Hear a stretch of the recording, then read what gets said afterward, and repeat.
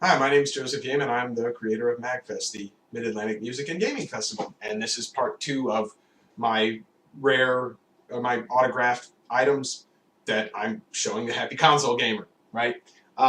These are mostly the non-video game related ones. Let's go through these. So, when I first started teaching, I was working at, there we go. Does anybody know how I can get a recording program that doesn't have a stupid logo in the, I'm new at this? Okay. Um, I constructive criticism, but tons of it, please. Otherwise, I'll cry. So when I first started teaching, I worked at Southern Virginia University, which is in Central Virginia, Lexington, near VMI, and it is a college in the tradition of the Church of Latter-day Saints of Jesus Christ. It used to be Southern Seminary for girls. It was a 2-year finishing school with an amazing equestrian team, and of course the joke was that that's where the VMI boys would go when they wanted to get dates for the dances and whatnot, right? Well, I taught creative writing there, and the other creative writing teacher was Orson Scott Card, because, he's a member of the Church of Latter-day Saints, and he lives in North Carolina. He would drive 3 hours and teach a course on Thursday on playwriting and stay overnight and drive home. And there's a real interesting story with him and Dan Weiss, who writes Game of Thrones, because at the time they were both working on the Ender's Game script, which never saw the light of day, and of course there's the movie that came out a few months ago. Anyway, I only met Mr. Card in person once because we worked on different days. People say this and that about him. All I will say is that, in my experience, he was professional enough to work with. So, At any rate, he autographed my copy of Ender's Game. I had read it to Joe, a friend of Ender, Orson Scott Card.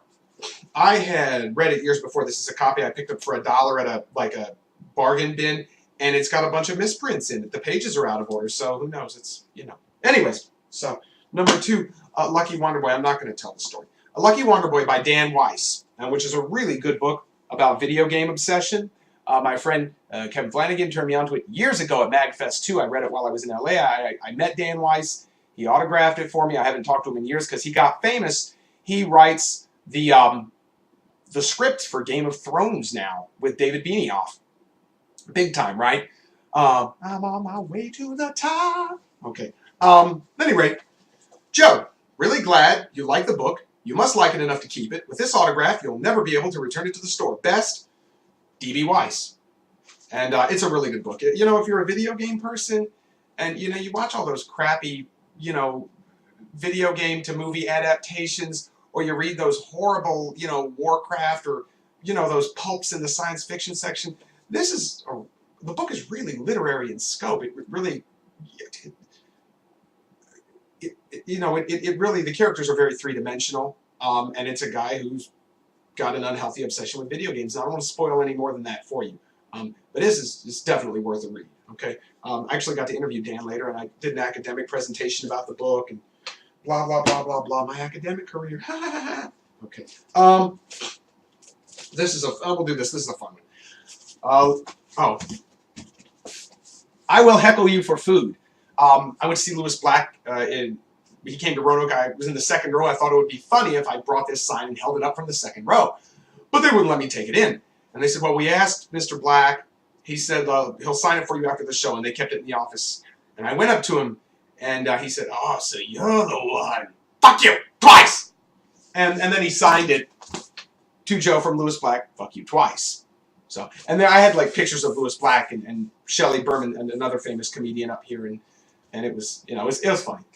Anyway, so there's that. I have a worthless piece of poster board autographed by Lewis Black. Oh, come on, that's great. Okay. My Transformer autograph. No, we'll get to those. Way back in 2000, I had this friend that went to Anime Central, and Rio Mizuno was there, the creator of Record of Lotus War.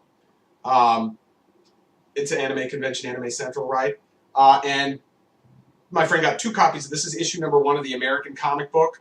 And my friend's name was Jesse. Both of them were signed to Jesse, right? But he dated it and everything, so that's kind of cool. So my autographed copy of Record of Lotus War number 1. It's a really good anime. If you're into it's kind of the anime answer to the Lord of the Rings or whatever.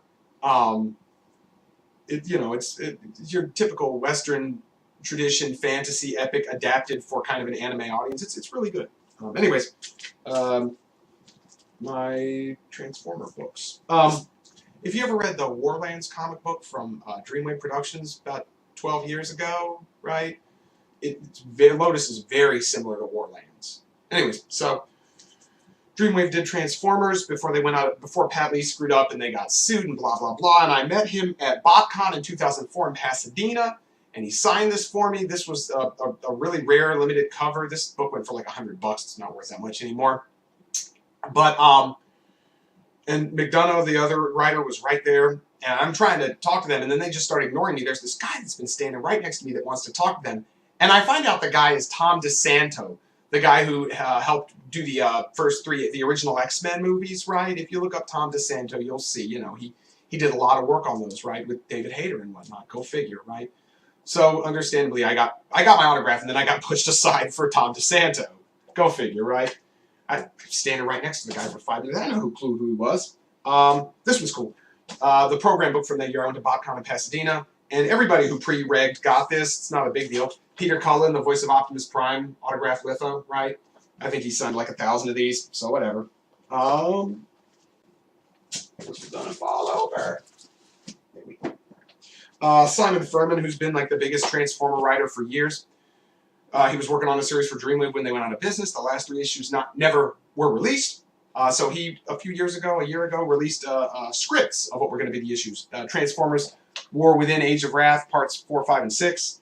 And they're autographed. There's one, and there's the other, autographed. So, those are kind of cool. And then the last one I'm going to show you, this is really cool.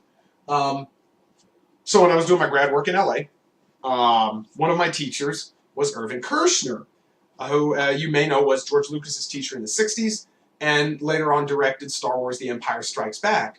And you can go on the DVD commentary for any of those, for Empire, and there's tons of interviews with Kersh where he talks about how he turned down directing it the first time, and I'm too busy, I don't have time for this, and I can tell you some fun. So Mr. Kershner was one of my teachers my last semester there, and I ran to the elevator.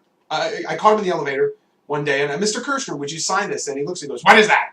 Oh yeah, that's the one I did, give me. And he signed the director of Star Wars The Empire Strikes Back, Irvin Kershner, autographed my DVD. The ink wouldn't stick to the front, you can see there, so he signed it on the back. And he died about 5 years later of meso. He was a bombardier in World War II, 87 years old, you know, so not a spring chicken there. And I even have some of our email correspondence that I saved. Real nice guy, Mr. Kershner. You know, we got a minute left, so I'm going to tell you a funny story, Mr. Kershner. The last day of, well, there's the time I fell out of the chair, and he told me to sue the school. There's the time we got thrown out of the building because the fire truck showed up, and all he could do was obsess about the fire trucks. These are the cleanest machines in LA because when they're not working, the firemen clean them all day, right? But the best one was the last day of class. We're standing in the hallway, and there was this one pretty girl in the class, and she knew how to shake it, you know. She was from Texas. I have a cousin named Carolyn, and I'd call this girl from Texas Carolyn. No, my name's Caroline. Anyways, so it's me and 2 of the other students, and Mr. Kersh, standing in the hallway, and I, you know, was giddy like a 10-year-old every day in this class. Oh my God, you know, 6-week lecture series with the guy who directed The Empire Strikes Back. I mean, hundreds of people have had that opportunity, but you know, he taught from the 60s to, you know, 2005. But the girl walks by, kind of, you know, shaking it, and I blush because I was checking out her butt. And he, you know, Joe, the human brain thinks about sex. Or no, I guess Joe, the male brain thinks about sex every 7 seconds. Did you know that? And I turned even redder, and I looked at Mr. Kershner, and I said, well, you're the one who brought it up. What were you thinking about? So, and he had one of his large bellowing laughs after that. Anyways, okay, so we're at 9 minutes, and let's see how this is. There seems to be some lag. I need to fix that and find something without a stupid logo in the bottom. All right.